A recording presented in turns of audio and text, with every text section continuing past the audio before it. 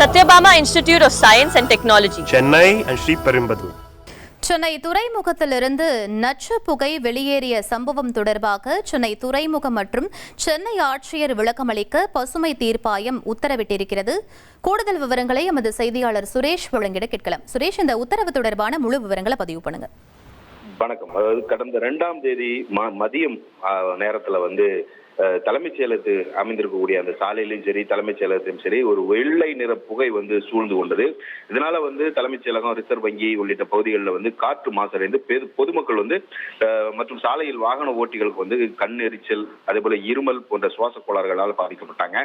பிறகு இதுல விசாரிச்சப்ப சென்னை துறைமுக வளாகத்தில் கொட்டப்பட்டிருந்த அந்த கந்தகம் இந்த வெப்பம் காரணமா வேதியியல் மாற்றம் அடைந்து தீப்பிடித்ததாலோ அல்லது கண்டெய்னர் ஒன்றிலிருந்து ஒரு கசிவு காரணமாகத்தோ இந்த நச்சு வாயு காற்றில் பரவியது தெரிய வந்தது.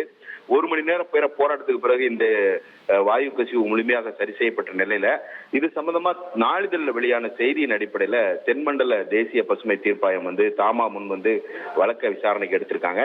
இந்த வழக்கை விசாரிச்ச நீதித்துறை உறுப்பினர் நீதிபதி புஷ்பா சத்யநாராயணா மற்றும் தொழில்நுட்ப உறுப்பினர் பிரசாந்த் கர்காவா ஆகியோர் அடங்கிய அமர்வு இது சம்பந்தமா விளக்கம் அளிக்க வேண்டும் என்று தமிழ்நாடு மாசு கட்டுப்பாட்டு வாரியத்துக்கும் சென்னை துறைமுகத்துக்கும் மாவட்ட ஆட்சியருக்கும் உத்தரவிட்டு இந்த விசாரணையை தள்ளி வைத்திருக்காங்க.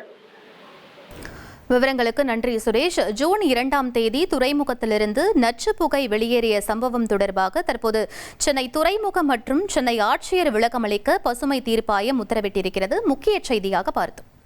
Satyabama Institute of Science and Technology, Chennai and Sriperumbudur.